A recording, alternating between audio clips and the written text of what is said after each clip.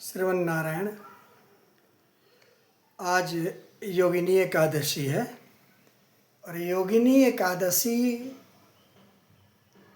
का क्या फल है, योगिनी से गंगा का क्या संबंध है, गंगा से एकादशी का क्या संबंध है, इसकी जानकारी रखनी बहुत ज़रूरी होती है।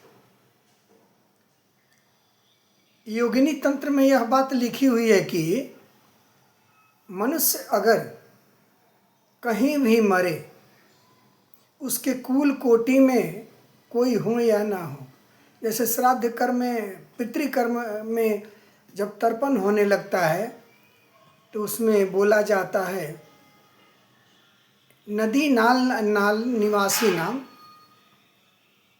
कुल कोटि विवर्जिता।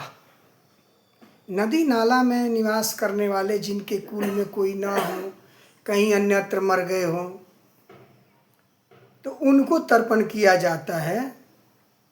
ठीक उसी तरह से कहीं भी मरने वाले व्यक्ति के शरीर का एक हड्डी का टुकड़ा, ऐसे तो लोग ले जाते हैं अस्थि विसर्जन करने के लिए, लेकिन किसी भी प्रकार से अगर एक हड्डी का टुकड़ा मात्र गंगा नदी में पड़ जाए, तो योगिनी तंत्र में यह बात लिखी हुई है कि जब तक इस पृथ्वी पर गंगा का धारा है, गंगा का जल है, गंगा का धारा प्रवाह हो रहा है, तब तक के लिए उस मनुष्य का, उस जीव जंतु का स्वर्ग में वास होगा और स्वर्गाच्युत कोई नहीं कर सकते।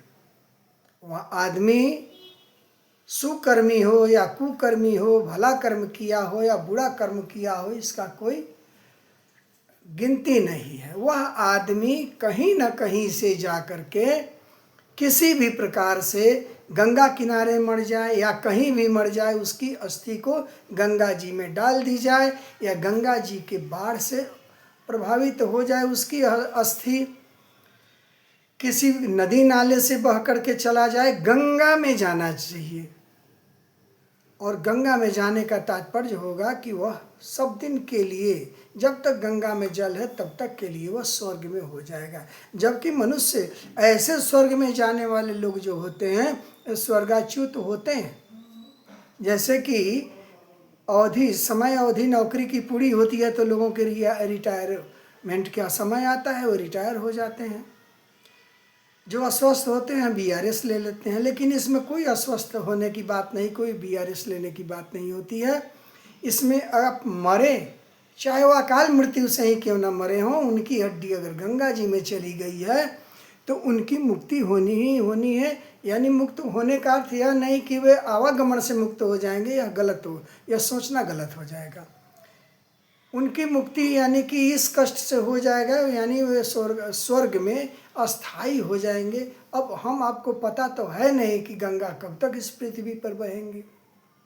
ठीक उसी तरह से इस योगिनी एकादशी का महत्व है। योगिनी एकादशी में अगर आप बीमार नहीं हैं, अगर आप पागल नहीं हैं, अगर आपके ऊपर किसी भी प्रकार की यानी परिस्थिति नहीं आ गई है कि आप एकादशी न कर सकें, और इतना व्यवस्था होने के बावजूद आप स्वस्थ हैं, तो आपका एकादशी करना अनिवार्य है। चाहे आप धोखे से एकादशी करें, लेकिन आपको करना है। अगर आप एकादशी करते हैं यूँ ही, अगर दिन में भोजन भी आपने किया और रात्रि में उपवास रह जाते हैं, सूर्योदय के पहले, सूर्यास्त के पहले कुछ भोजन करके और पानी पी लें, रात्रि में उपवास रह जाए, वह भी आपकी आधी एकादशी हो जाती है। जय श्रीमन नारायण।